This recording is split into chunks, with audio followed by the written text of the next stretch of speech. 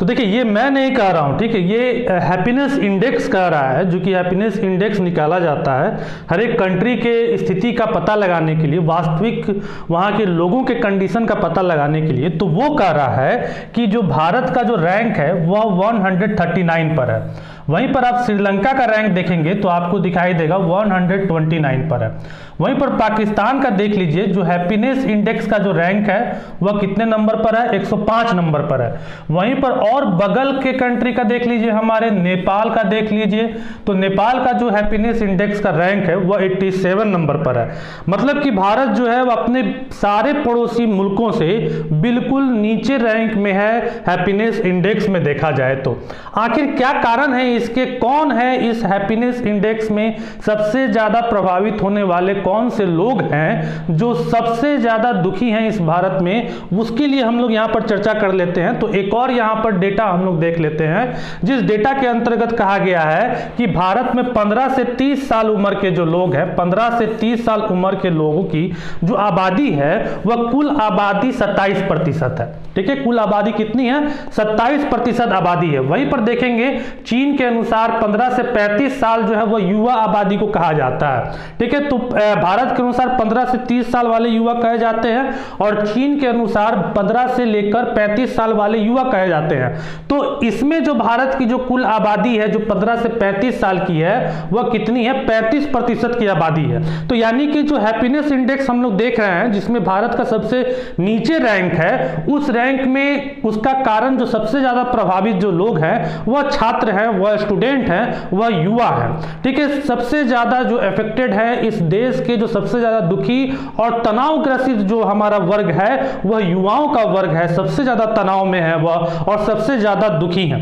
अब देखिए युवा का जो उम्र है वह कंडीशन है वह उस टाइम पर इतने ज्यादा मजबूत होते हैं कि वह उस सिचुएशन को झेल लेते हैं, उनको पता भी नहीं चलता है। लेकिन फैक्ट यही है कि हमारे देश के जो युवा है वह सबसे ज्यादा तनावग्रस्त है। तो इस बात को समझते हैं कि आखिर क्यों हमारे देश के युवा जो है वह सबसे ज्यादा तनावग्रस्त है। तो इसका जो सबसे बड़ा कंडीशन, सबसे बड़ा जो कारण है वह कारण है यहाँ के जॉब के कंडीशंस। ठीक है, यहाँ के जॉब के कंडीशन जो है वह सबसे बड़े कारण है, क्योंकि भारत में जो जॉब का कंडीशन है वह बहुत ही बुरे हालात में है। जो कि आप जानते हैं हमारे यहाँ जो जॉब का कंडीशन है वह बहुत ही अजीब कंडीशन में। आप देखेंगे आंकड़ों के अनुसार यहाँ पर जो हमारे, आप सोचते होंगे कि भारत के लोग जो है वो उतने पढ़े लिखे हुए नहीं है, तो अब ऐसी कंडीशन नहीं रह गई है।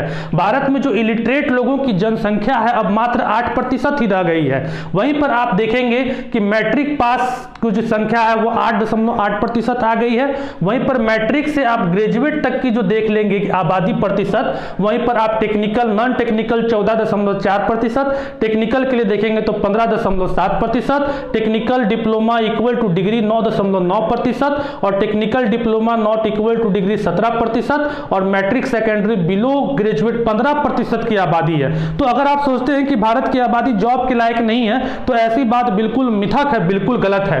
वहीं पर एक और आंकड़ों के अनुसार आप देखेंगे तो यहां पर 10 से 12 मिलियन यूथ जो है वो हर एक साल भारत में इंटर कर रहे हैं काम के लिए, यहां पर हर एक साल तैयार हो जा रहे हैं। जबकि यहां पर जॉब का कंडीशन देखेंगे तो केवल 5400 नौकरियां जो है वह हर एक साल जुड़ रही हैं। तो हर एक साल कितने काम करने वाले युवा हमारे पास आ रहे हैं, 10 से 12 मिलियन के आसपास आ रहे हैं और जिनके लिए नौकरी जो एड ऑन हो रही है वह केवल 5400 के आसपास नौकरी जो है यहां पर एड ऑन हो रही है।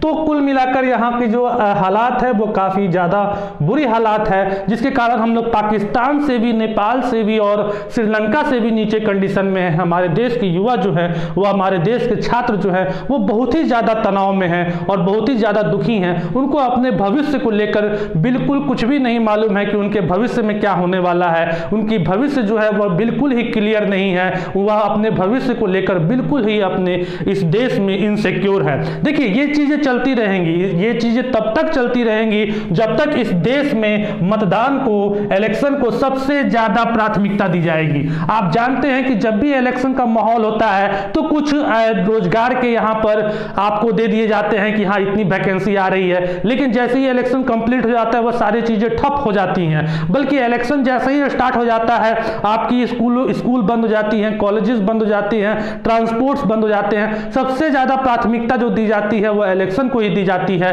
तो भारत में जब तक इस प्रकार से चलता रहेगा, इलेक्शन को सबसे ज्यादा प्राथमिकता दिया जाएगा, इस भारत का उद्धार होना बहुत ही मुश्किल है। देखिए एक और कंडीशन आप देखिएगा, यहां भारत में हमारे देश में जो किताबें बेची जाती हैं वह सड़कों पर बेची जाती हैं, जबकि आप जूते देखेंगे तो काफी सुंदर तरीके से सजे हुए रहेंगे। तो हम यह बात को अच्छे तरीके से समझ सकते हैं कि इस देश में जब तक अनपढ़, सत्ता के लालची, लोभी लोग इस देश के प्रधानमंत्री और मुख्यमंत्री बनते रहेंगे, तब तक इस देश का यही हालात रहेगा, तब तक इस देश का यही बुरी हालात रहेगी। इस देश का युवा जो है, आपको क्या लगता है कि ये युवा जो है वह क्या किसी बैंक में काम नहीं कर सकता था, किसी रेलवे में काम नहीं कर सकता था? देखिए आप देखेंगे ये बिल्कुल अच्छा खासा पढ़ा लिखा हुआ युवा आपको देखने से ही लगेगा, लेकिन ये सारे युवा जो है वह किसी ऐसे काम करने के लिए कहीं ना कहीं फंसे हुए हैं और कहीं ना कहीं अपने रोजगार के लिए काफी ज्यादा चिंतित है। तो इस बातों को लेकर देखिए मैं यहाँ पर किसी भी रोजगार को बुरा नहीं बोलना चाहता हूँ, किसी भी रोजगार को मैं बुरा नहीं बोल रहा हूँ, सभी काम का अपनी अपनी प्राथमिकता है। लेकिन मुझे इसी बात पर एक किसी बहुत ही अच्छे कवि का एक कविता याद आ रहा है जो मैं आपको सुनाना चाहूँगा। जरा गौर से सुनेंगे, काफ़ी ज़्यादा फेमस कविता है, हो सकता है कि आप लोग सुने होंगे। इसी बात पर मैं आपको यह कविता प्रस्तुत कर रहा हूँ। इस कविता में कहा गया है, लिखब पढ़ब की ऐसी तैसी, छिलबे घास चरौबे भैंसी, फीस फास के संकट नाही, स्कूलन के झंझट नाही, कोऊ कहूँ न गेछा जाए, चलो पकौड़ा बेचा जाए।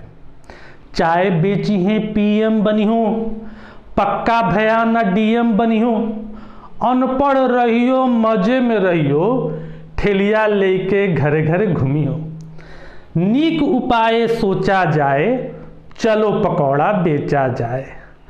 अरे का मतलब है डिग्री डिगरा, फर्जिन है ये सारा लफड़ा, काहे मूड खपावा जाए, चलो पकौड़ा बेचा जाए।